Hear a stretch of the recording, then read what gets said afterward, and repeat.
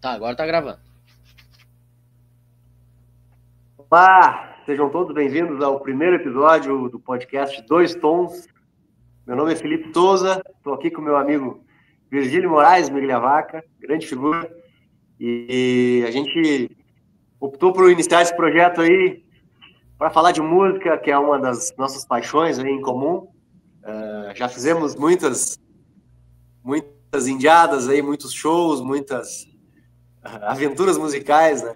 E trocando ideia, a gente acabou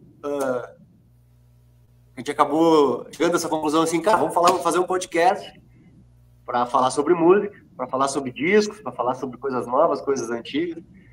E aí, em 1984, foi o ano que nós nascemos, né? Estamos completando 40 anos aí, nesse ano de 2024. E nada a ver com o crise dos 40, né, Chico? Nada a ver com isso aí. Não, nada a ver, nada a ver. Não. Então, o que a gente pensou, né? A gente fazer, então, esse primeiro episódio, o especial Discos Lançados em 1984. A gente conversando ali, a gente trocou uma ideia e, pô, cada um vai escolher alguns discos aí interessantes, marcantes, que a gente possa trazer para o pessoal que a gente quer alcançar, enfim. E depois de muita negociação ali, análise e tal, a gente conseguiu alcançar esses 3 discos para cada um. E, então a gente vai trazer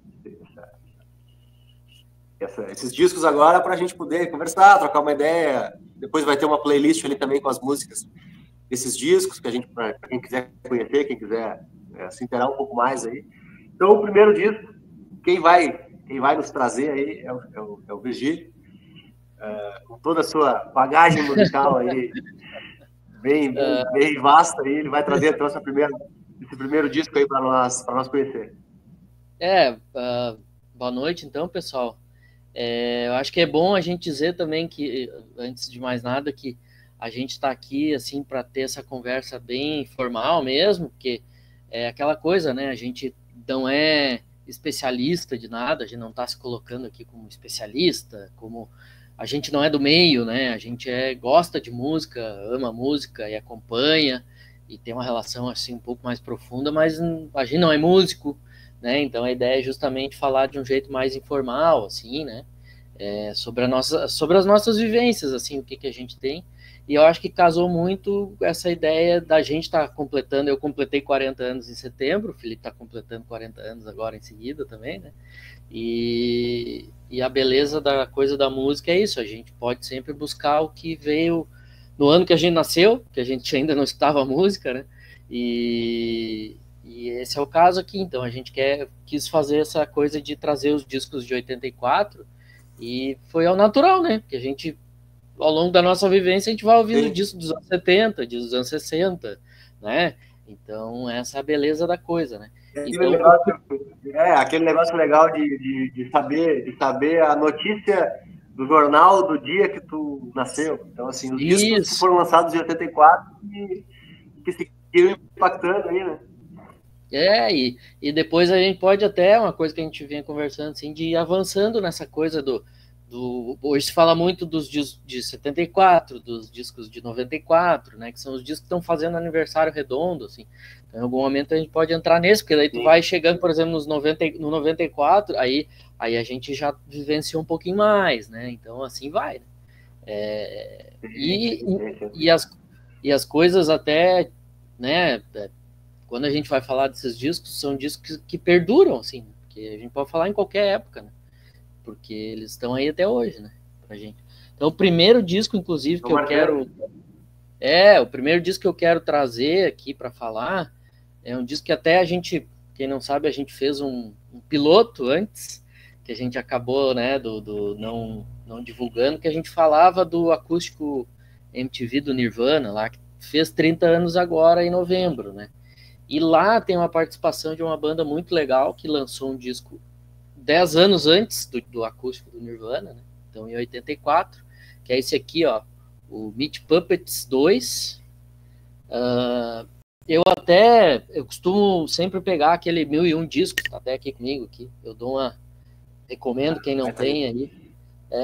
E aquele até é citado como um disco de 83. Mas aí eu fui pesquisar, assim, em sites e coisa, e até no próprio encarte do disco fala que ele é de abril de 84. Então, por que tem essa ligação com o Nirvana, né? Já vou chegar lá. Então, é assim, o Meat Puppets é um trio, né? Eles lançaram esse disco em 84, e é o segundo disco deles, naturalmente, né? Meat Puppets 2, nome. O primeiro disco deles era um disco de hardcore, assim, né? Eles frequentavam, assim, uma cena de hardcore ali no sul dos Estados Unidos. Então tinha lá uma outra banda que era o Husker Du também. Tinha outras bandas, assim.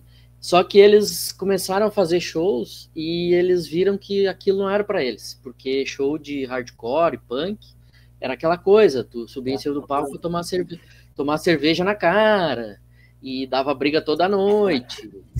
E aí do próprio encarte ali do disco, são dois irmãos, né? O Kurt e o Chris Kirkwood, e o baterista que era amigo deles, né? E eles falam assim, eu nem gosto tanto assim, o Kurt, que é inclusive ele é charado, Kurt Cobain, né? O Kurt, ele fala que ele nem gostava tanto assim de punk para ficar passando aquele trabalho todo, sabe, naqueles shows.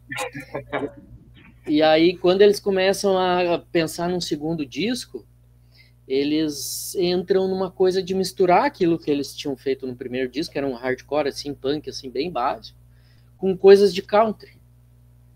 Então é um disco esse disco, assim, ele tem várias coisas, né? Ele é um disco meio psicodélico, às vezes, umas coisas assim meio dos anos 70. Aí tem horas que, tipo, a primeira faixa, por exemplo, ali, que é Split Myself in Two, é um hardcorezão, assim, básico. Mas aí eles vão agregando essa coisa do country ali no meio. Inclusive, eles falam ali é engraçado também que eles falam que em determinado momento eles começaram a tocar cover de Neil Young nos shows, e aí que eles começaram a tomar mais cerveja ainda na cara. Mas, cara, sabe que eu não tinha ouvido esse disco aí, assim, não me recordo de ter ouvido ele inteiro, assim. E aí hoje, quando a gente estava conversando ali, acabei botando para ouvir. Realmente, ele tem, acho que a faixa 3 ali, tem um lance muito folk, assim, mas daqui a pouco também entra. A primeira música é quase um hardcore, assim, muito rápido, mas não chega a ser bem. É aquela coisa do cara, é um padrão. Lembra? Se entende a influência deles no grunge ali, né? Mas é mais puxado pro Neil Young e pro folk, assim. Se bem que o Nirvana também tinha muita influência do Neil Young. Mas, cara, eu achei bem legal isso, bem legal, assim, para algumas faixas pensadas ali, até as próprias que eles tocaram no acústico lá, elas eletrificadas ali, são bem legais. Assim. Isso. Eu acho que é uma baita de uma dica. Tem essa ligação, então por que tem essa ligação, né, com o Nirvana? Exatamente 10 anos depois, porque o Kurt chama eles, né, os dois irmãos, o Kurt e o Chris, para tocarem no Acústico MTV 3 músicas da banda, e não só 3 músicas da banda, mas 3 músicas desse mesmo disco, do Meat Puppets 2. Então, são ali a Plateau, Oh Me e Lake of Fire. Então, eles tocam essas 3 músicas no acústico, e o Meat Puppets era uma banda super desconhecida, né? Eles não chegaram a encerrar as atividades, mas era uma banda que tinha iniciado muito antes do Nirvana, né? Então, tu vê, eles lançaram o primeiro disco em 82. E nunca tiveram grande projeção. Aí, a partir do acústico, que já era um disco póstumo do Nirvana, que era a grande banda daquela década, eles tiveram uma projeção muito grande ali, né? Em cima dessas músicas e do trabalho deles de uma forma geral, né? Eles seguem lançando discos até agora, acho que uns 2, 3 anos atrás aí, tem disco novo dele, tem disco gravado deles, eles seguem tocando, tudo. Mas aí teve aquele momento de uma atenção maior, e depois voltaram pro underground deles ali, pro público deles. Mas vale muito. Eles são ali de Seattle, são daquela zona ali? Não, eles até, pois é, isso eu fui ver, eles são do Arizona. E eles não são ali próximos assim da cena, eles não são daquela cena de Seattle, até porque eles vêm de antes e não são do mesmo lugar. Inclusive Inclusive o Kurt Kirkwood, esse que é o vocalista e o compositor das músicas todas, ele disse que ele tinha as ideias para as músicas caminhando pelo deserto. Assim. Então, tu vê que era uma outra... Mano, provavelmente. Então, ele disse que, né, na época não tinha nada, né? Tu vivia o tédio, né? Pro bem e pro mal, tu vivia o tédio. Não tinha aquela internet, esse volume de informações e tal. E aí diz que ele, entediado, jovem ali, né? Aí diz que ele ia sair a caminhar pelo deserto e ele começava a ter as ideias, assim, para músicas e tal. Foi onde ele começou a compor.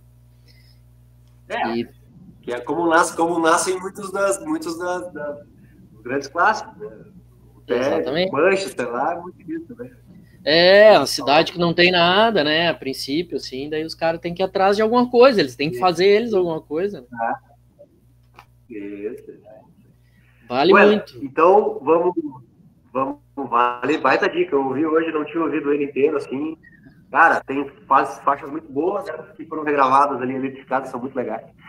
Bueno, vamos lá. Então, seguindo aqui, eu também fiz uma pesquisinha ali. Cara, o que eu vou falar de 84?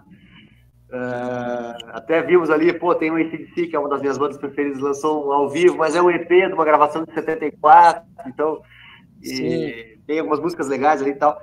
Mas acho mais bacana a gente trazer realmente discos lançados ali em 84, que foram aquela questão da eclosão ali, e aí a gente trocando uma ideia, achei legal trazer alguma coisa do rock brasileiro, porque ali nos anos 80, a partir da Blitz, principalmente, ali que é 80 e pico, 81, 82, como Santos, enfim, depois em 84, nós tivemos a estreia do Titãs, né, cara? Então foi o primeiro disco do Titãs, ele é de 1984, é um disco que eu assim, como a maioria da galera da nossa cidade, ali, acho que foi apresentado por Titãs no acústico, aquele de 97, né? Que é um puta de um disco. Então, assim, eu fui ouvir esse disco aí, claro que as versões assim, a gente conhece, as originais, vamos dizer assim, mas eu fui ouvir essas músicas no acústico. Né?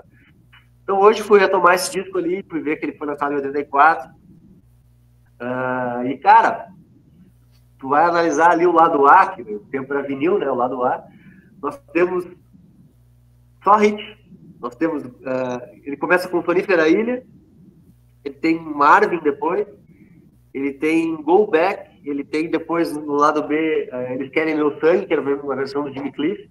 Sim. E eu achei, claro, o Titãs é uma banda de rock, que depois ali, em 91, acho que é no Plastic Bloom ou no Cabeça de Dinossauro, que ele dá aquela virada de rock, a full mesmo, assim.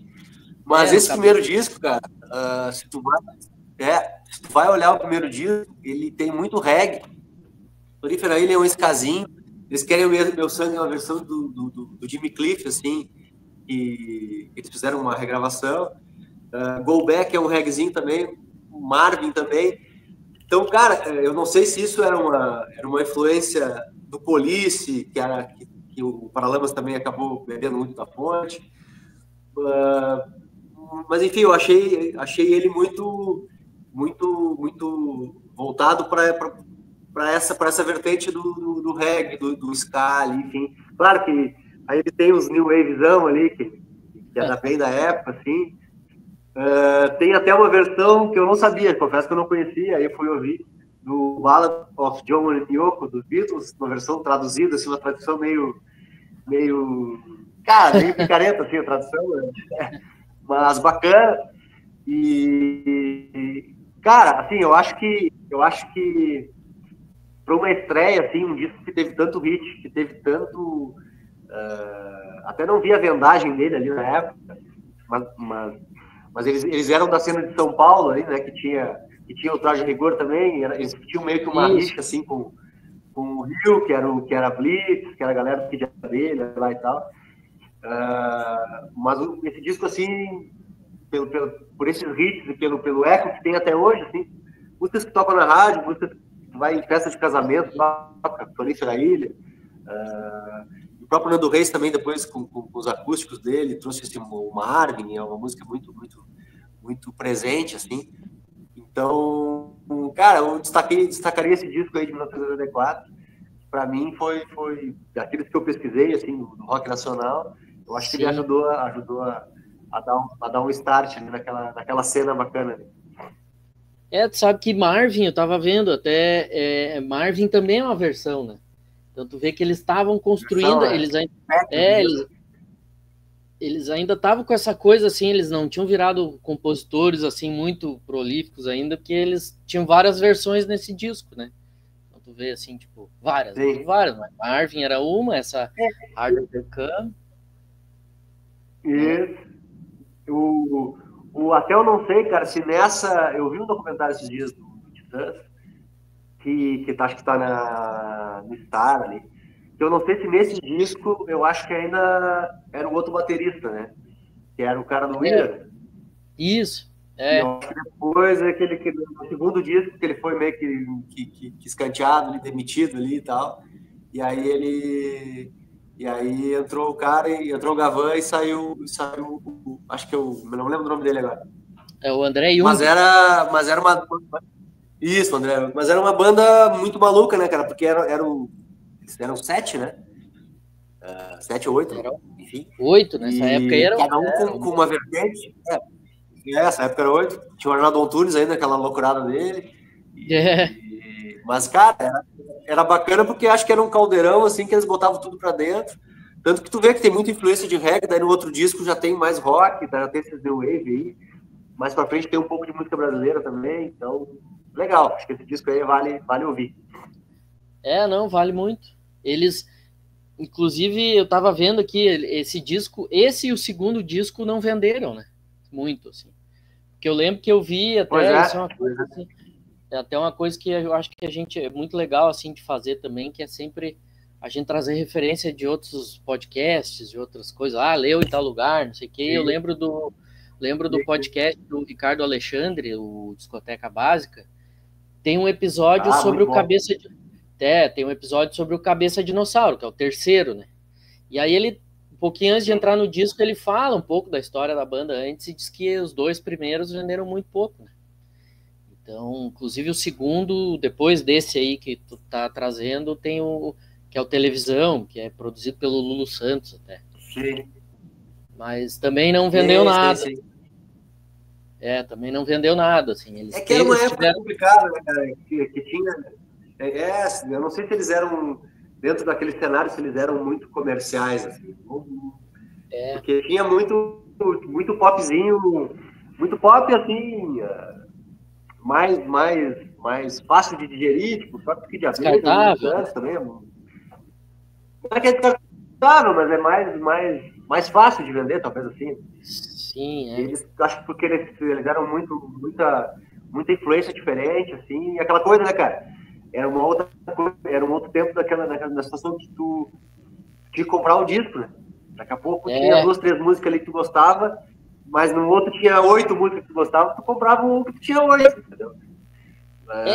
Porque tu não podia, né? Tu não tinha dinheiro pra tudo também, né? Tu tinha que optar, né? E eu acho, eu tenho a impressão, assim, também, que é o seguinte, eu não sei o que tu acha, mas, tipo, tem músicas ali que a gente conhece hoje, assim, tipo, cara, hoje a gente tá careca de ouvir Marvin, tá careca de ouvir a versão do Jimmy Cliff também, que são músicas que estavam no acústico, mas toda a cor também, depois eles regravam, salvo engano, eles regravam no segundo acústico, só que na época... Isso, só que na época eu acho que era muito só Sonífera Ilha. Assim, que eu acho que fez assim... Mas tipo, era aquele hit do Chacrinha, né? Isso, eu acho que é o que tocava... Porque é um baita hit. Mas as outras músicas, acho que elas foram sendo trabalhadas com o tempo, assim, e, cara, viraram clássico, de certa forma.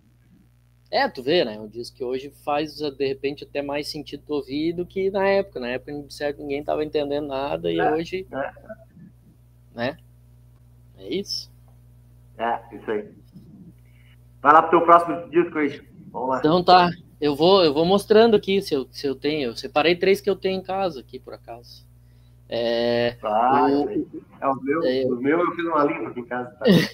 Tá? Eu ainda estou guardando umas coisas aqui, tem alguma coisa em vinil também, mas bem pouco. Mas a maior parte CD, mas ainda segurei uns ainda. Então, assim... Eu tive que fazer um limpo aqui no meu. Espaço é difícil hoje, né? Mas aí o disco que eu quero trazer é dessa banda aqui, o Replacements. O nome do disco é Let It Be, que na verdade eles colocaram esse nome já para zoar o Let It Be dos Beatles, né?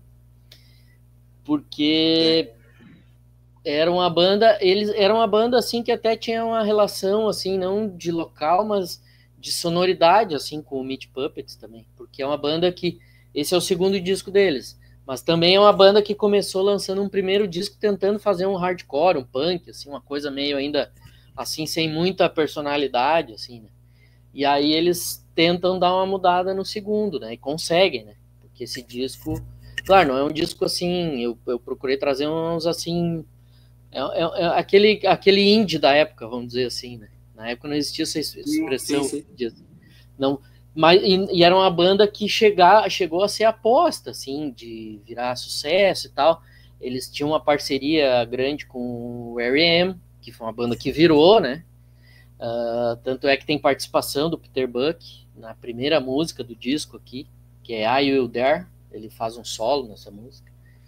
E a sonoridade tem uma semelhança, assim. Só que eles são ainda um pouquinho, diferente do R.E.M., eles ainda são um pouquinho mais pesados, assim. Né? Eles são um pouquinho... Eu também dei uma ouvida ali hoje. Eles são quase aquele pós-punk ali, né? É um troço meio mais encostado no Flash ali. Eu achei um pouquinho mais pesado que o R.E.M. mesmo, mas é muito bom, cara. Aí é muito bom. E eles... Aqui tem um lance que até nessa playlist que a gente montou, depois a gente bota ali na descrição ali pra galera acessar e tal. Tem um episódio de um outro podcast, que é um episódio do podcast que chama Programa de Indie, casualmente. E eles falam só desse disco, um episódio só falando do Larry B, do Replacements. E eles chegam a citar bastante os lances do Power Pop. Que o Power Pop é aquele negócio assim, a melodia é aquela melodia assim, bem pop mesmo, bem coisa assim de anos 60 e tal, uma coisa que vem dos Beatles, mas as guitarras são mais pesadas. Então mistura um pouco dessa coisa pop com as guitarras um pouco mais pesadas, assim. E eles citam muito uma banda também, que lançou um disco assim, que na época também não vendeu nada e tal, como referência, que é o Big Star, que é uma estrela com assim na capa. É o Record Number One, é o nome do disco. Então é uma referência muito grande, assim, dessa sonoridade power pop. E aí os caras ainda falam no episódio, assim, que o Replacements é como se fosse o próximo estágio nesse tipo de sonoridade, assim. Porque tem umas melodias ali que são bem pop, assim, tal, se tu for ouvir, mas é isso, a guitarra mais pesada e tal, o andamento rápido, né? Então tem essa comparação com o R.E.M., assim, por conta dessa proximidade que eles tiveram, mas eles são um pouco mais pesados mesmo, assim. E eles têm uma carreira, assim, que seguiu também, só que o que acontece? Eles meio que se sabotavam, assim. Eu pesquisando sobre a banda, tem sempre esse clichê de drogas, né? Banda de rock. No caso deles era o álcool, assim. Diz que tu nunca sabia como é que tu ia ver um show deles. Se tu ia ver um show deles em que eles ia ser o melhor show do mundo, ou se eles iam estar completamente bêbados e não iam conseguir tocar nada. Que diz que todos eles bebiam muito, assim. E eram uns caras, assim, eles eram muito novos. Claro, como a grande maioria das bandas, né, quando começa, por isso que dá muito problema, né? Mas eles não levavam nada a sério. Então, tipo assim, eles iam nos programas de televisão zoar e, tipo, tiveram várias oportunidades, assim, que eles meio que foram perdendo, assim, porque eles não levavam as coisas na brincadeira, assim. E aí, tipo, meio que passou, assim, a chance deles terem um sucesso um pouco maior e eles seguiram lançando discos igual. Eu tenho um outro deles que eu tenho em vinil aqui, que é esse aqui, ó, Pleased to Meet Me. E esse já é mais pro finalzinho, assim. E pá, é um descasso também, descasso, assim. agora, inclusive, tem uma série que foi até tu que me apresentou, Felipe, tu me falou do Urso, The Bear. E tem... Esse é do caralho. É, uma baita série. E tem a trilha sonora é muito boa, né? E... Muito boa, lá. E tem músicas do Replacements lá. Inclusive, tem desses dois... tem músicas desses 2 discos aqui. Eu lembro bem de um episódio que termina com a música desse aqui, que é... Ai, meu Deus, onde é que ela tá aqui? Can't Hardly Wait, que é a última música, lado 2, última música. Que ela encerra um episódio, assim, eu lembro bem que eu já tinha o vinil em casa, assim, e... é muito boa a banda, é uma banda a ser descoberta. E essa é uma banda que pô, ela não tá mais nativa, eventualmente algum faleceu, eu confesso que eu não conheço a história. Tem um cara que o líder da banda, o cara que compunha mais e que era o vocalista, é o cara chamado Paul Westerberg. E ele chegou a sair em carreira solo depois, quando ali nos anos 90 a banda acaba. E eles... Pô, mas eu já ouvi esse cara aí, não? Paul Westerberg. E ele tem uns discos solo, só que assim, é um cara super low profile, assim, tipo, ele não divulgava nada. Ele já era um cara meio desiludido com essa coisa de indústria e tal. E, tipo assim, pouca gente ouviu também o disco solo dele. Acho que faz muito tempo que ele não lança nada, inclusive. E eles chegaram a sair em casa. Eu confesso que eu ainda tenho que me aprofundar mais na carreira solo dele, mas eu já escutei umas coisas assim, gostei bastante. E ele lançou, ali nos anos 90, ele chegou a lançar disco assim com uma certa regularidade, mas parece que depois ali dos anos 2000 ele deu uma desencanada assim, e que largou fora. E aí, num determinado momento, eles fazem uma turnê de reunião assim, mas super curta, só nos Estados Unidos, uns poucos lugares assim, que não dura muito. E tem um outro cara, que é o baixista, que o baixista se chama Tommy Stinson. E esse cara arrumou um emprego, aí eu acho que ele deve ter ganhado dinheiro, porque ele foi baixista do Guns na versão do Axl Rose lá. Ele era o... Cabeça de frango, de coisa aquele? Não. Eu acho que ele, inclusive, quando esse... Não era esse cara, né? Eu acho que, inclusive, quando esse cara, o Buckethead, aí era o guitarrista, eu acho que ele já era o baixista também. Eu acho que ele foi um dos caras, mas é um empreguinho bom, né, cara? Ele tá nas as linhas de baixo ali do Chinese Democracy e foi ele que gravou, né? Então, tipo assim... não é um bom crachá, eu acho. Não é um bom crachá, exatamente. Mas... né? Mas ali ele era empregado. Mas deu para pagar as contas, pelo menos. E eu acho que ele foi um dos caras assim que tipo ficou mais tempo tocando com o Axl antes dessa formação quase que toda original, clássica, voltar, né? Então é o cara assim que ainda aparecia mais assim.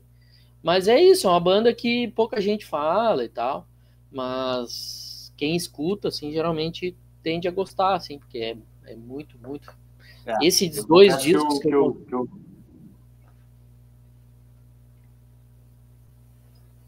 Não, confesso que eu ouvi e gostei bastante, cara. Eu não tinha ouvido. Tinha ouvido uma música ou outra ali e achei bem legal mesmo.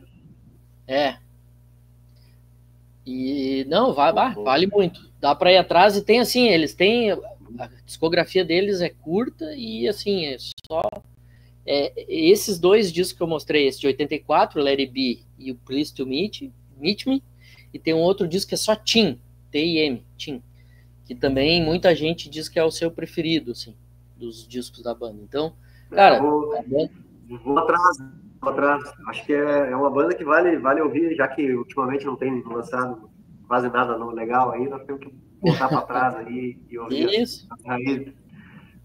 Isso. Cara, então vamos lá, falando em raiz aí, o outro disco que eu elegi pra gente trazer aqui, trocar uma ideia, é o segundo disco do Paralamas, O Passo do Lui, 1984. E, cara, claro, a gente conhece Paralamas aí desde sempre, né? Sim. Tem o Selvagem lá, que é um baita disco, tem enfim, o próprio aquele La Bella Luna lá, que eu achava muito legal. Tem o esse último ali, depois que o Herbert... Último não, mas depois que o Herbert teve ali a questão do acidente também, que é um baita disco. Mas, cara, a gente vai olhar esse disco aqui, esse Passo do Lui, ele é um disco que a gente estava conversando antes ali. Cara, é só hit, velho. É só hit. Começa com Óculos, depois tem Meu Erro, Fui Eu, Romance Ideal, Ska. Então, esse é um lado A que todas as músicas tocam demais. Aí tu vai pro lado B, também tem ali Assaltaram a Gramática, que é uma música que, de certa forma, eles tocam também até hoje. E aí, cara, olhando esse disco, bom, a gente, em Paralamas teve ali o primeiro disco legal, com uma certa repercussão, mas esse disco aqui, ele impulsiona. Claro que o rock nacional também já tá naquele outro momento ali, né? E, cara, sim, esse disco impulsiona eles não só como grandes compositores, mas como grandes hitmakers, vamos dizer assim, porque, porra, a gente vê aqui que é só hit, com uma grande banda de show, né? E isso eles vão repercutir lá no Rock in Rio de 85, eles fazem aquela apresentação clássica, antológica lá, tocando para aquela cacetada de gente lá, um rock nacional, assim, de qualidade, né? E também eles se apresentam como grandes instrumentistas, né, cara? E acho que é nesse disco que o Baroni começa a ter uma presença maior, uma influência maior, assim, como grande instrumentista, o próprio Bi Ribeiro ali com as linhas de baixo e tal, e o Evers também com a guitarra meio brasileira mesmo, assim, dando um respiro brasileiro. E, cara, claro que eles tinham muito a influência do Police, né? Eles tinham até esse apelido do Police brasileiro ali. Então, a gente vai ouvir o lado B desse disco, principalmente, ouvindo ele hoje ali, a gente vê que ele tem uma batida ali da bateria e o baixo também muito parecido, assim. É claro que era uma influência muito ligada, né? Mas o que eu acho legal desse disco é que ele leva o Paralamas para esse outro patamar. E aí eu me lembro de já ter conversado com outras pessoas, até com meu irmão, que já tinha ali seus 13, 14 anos nessa época. sim. Cara, eu acho que é nesse momento aí, que deve ser 84, 85, na turnê desse disco, que o Paralamas lota 3 noites do Gigantinho. Imagina. O quão difícil isso é hoje para qualquer banda, e os caras, na época que não tinha PPCI, né? O Gigantinho devia botar 25, 20, não tinha 25 controle, mil né? pessoas para dentro do Gigantinho, cara. Então, e eles eram, assim, um superstar, né? E uma curiosidade também é que, a partir dessa turnê, eles, enfim, fizeram esses shows em Porto Alegre, e tem uma curiosidade que eles estavam aí, eu não sei se eles estavam voltando, ou eles estavam indo fazer um show na praia, alguma coisa assim, que no caminho para cá eles sofreram um acidente de carro.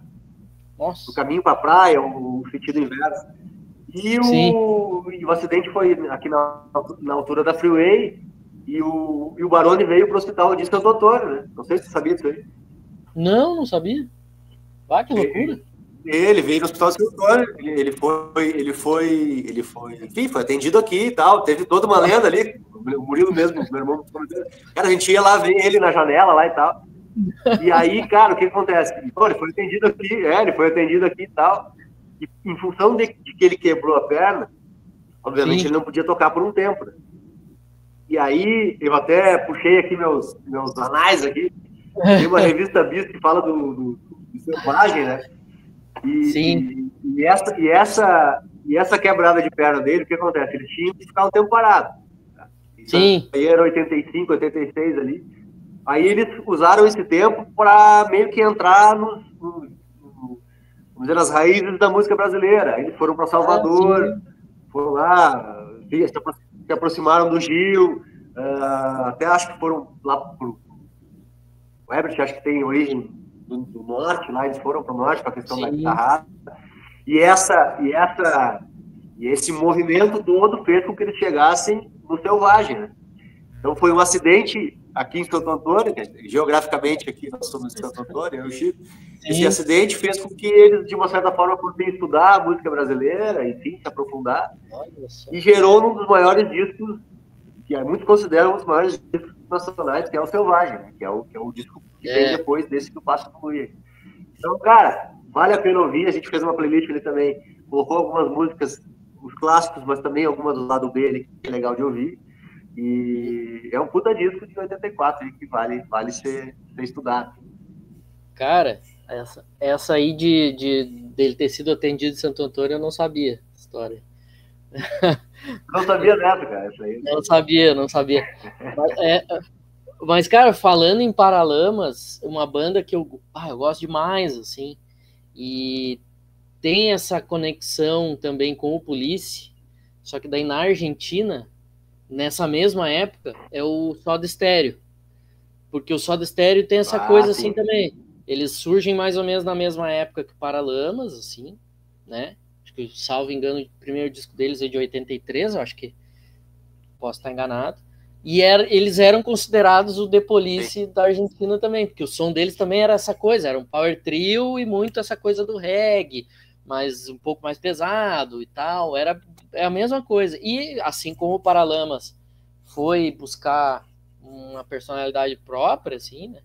O Soda Stereo também depois foi para outro lado, assim, buscou uma outra sonoridade, assim, e é uma banda que eu acho incrível. Para todo mundo que eu puder eu falo, assim.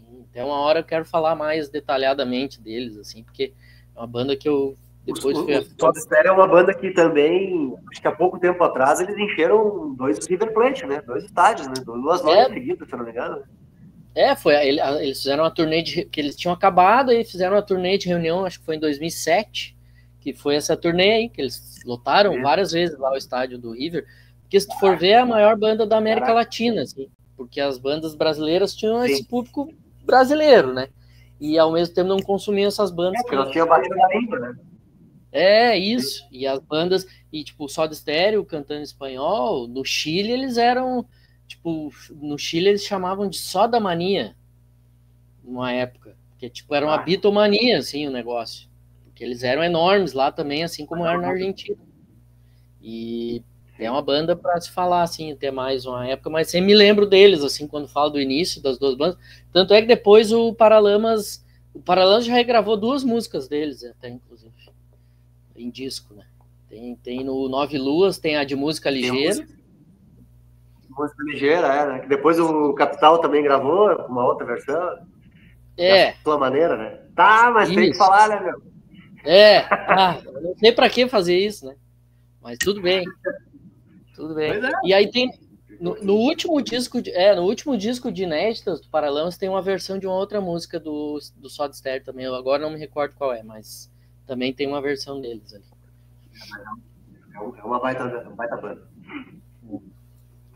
Tá, então agora é minha vez, né? Então vou trazer meu último disco lá do ano que a gente nasceu, né? Também tem em casa aqui, ó, Lloyd Cole and the Commotions. O nome do disco é Rattlesnakes. E é um... Esse cara aqui, ele depois, né? Ele lançou 3 discos com essa banda, com o The Commotions, e depois ele seguiu em carreira solo. Ele tem um disco do ano passado, inclusive. Meio nessa pegada cantautor, vamos dizer assim, sabe? Aquele cara que vai meio no folk, às vezes, tem a impressão que ele é um cara meio solitário ali, mas, sabe? Aquela carreira solo meio típica, assim. Mas ele gravou esses 3 discos com essa banda, e quando tu vai ouvir o disco, eu, pelo menos, quando fui ouvir a primeira vez, eu achei que era um americano, assim, porque é uma sonoridade bem americana, pelo que eu vejo, assim, sabe? Inclusive, esse termo, americana, né, que os caras usam lá quando eles vão fazer música, assim, que fala das raízes deles, né, daí tem um pouco country, tem um pouco folk, tem um pouco não sei o quê, e não, ele tem muito disso aí, e ele fala muito, tava vendo as entrevistas ali da época que ele disse que queria escrever as músicas, queria encher de referência literária e tal, porque ele queria ser que nem o Bob Dylan e tal, só que não, ele é de Glasgow. Então já fica um negócio meio assim estranho. Assim. Na verdade, não sei se ele é de Glasgow, mas a banda se forma em Glasgow porque ele conheceu os caras quando ele foi estudar filosofia lá, pelo que eu vi, assim. Então ele junta esses outros 3 caras com ele e grava esses discos.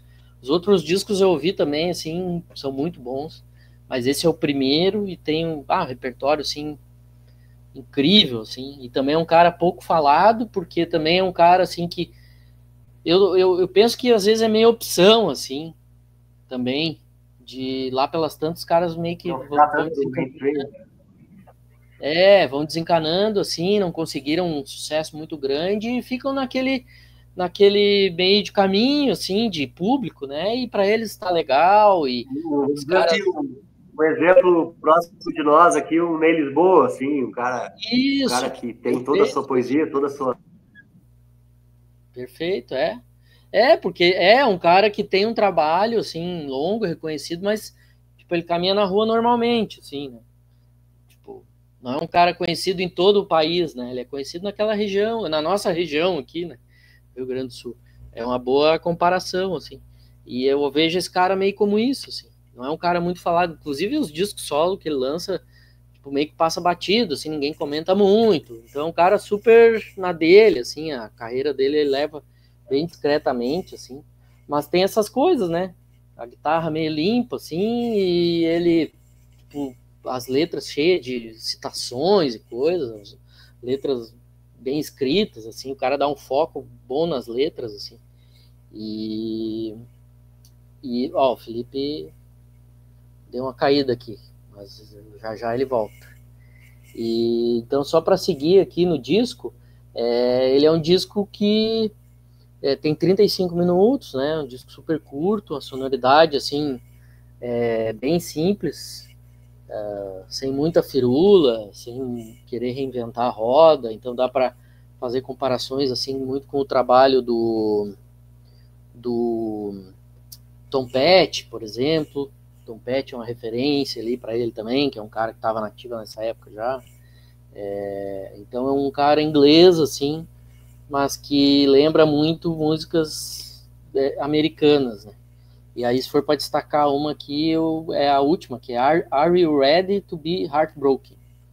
A última música do disco, que é um baladão, assim, bem foda. Então, recomendo aí, Lloyd Cole and the Commotion. Isso aqui é vinil de sebo aqui, brasileiro, ainda saía aqui, né, as coisas. Eu peguei bem baratinho. Mas agora, com certeza, já saiu muito pouca coisa dele aqui, né? Que é isso, é um cara que nunca teve muita repercussão que deveria, assim, mas mais um, assim, que eu recomendo muito, quem puder ir atrás aí nas plataformas, tem tudo ali. Bom, para finalizar, então, essa reeleição de discos aí do ano de 84, cara, acho que havia outros discos ali, enfim, mas acho que a gente não pode deixar de trazer um disco, uma banda, enfim, que acho que para mim fala muito dos anos 80. Eu já fui mais ouvinte, já fui mais fã, assim, do YouTube. Até quando a gente foi ver o Stones, uma das nossas indiadas foi ver o Stones em Buenos Aires, em 2006, no ônibus. E numa semana era o show do Stones, na outra semana era o show do YouTube. E o YouTube estava lançando o Vertigo, que era um disco que eu gostava bastante, assim, enfim. E, cara, até na época eu queria ter ficado lá, não deu, faltou grana e tal, mas enfim. Então, naquela época, eu ouvia bastante YouTube, depois, acho que no disco anterior também, o All That You Can Leave Behind, aquele eu gostava bastante. Mas o YouTube dos anos 80, assim, nunca foi um negócio que me pegou muito, assim. Sim. Mas aí, cara, em 84 eles lançaram o The Unforgettable Fire, que é um disco, é o 4º álbum de estúdio deles. É um disco muito bom, cara. Assim, eu fui ouvir ele hoje aí, para nós trocar uma ideia, enfim.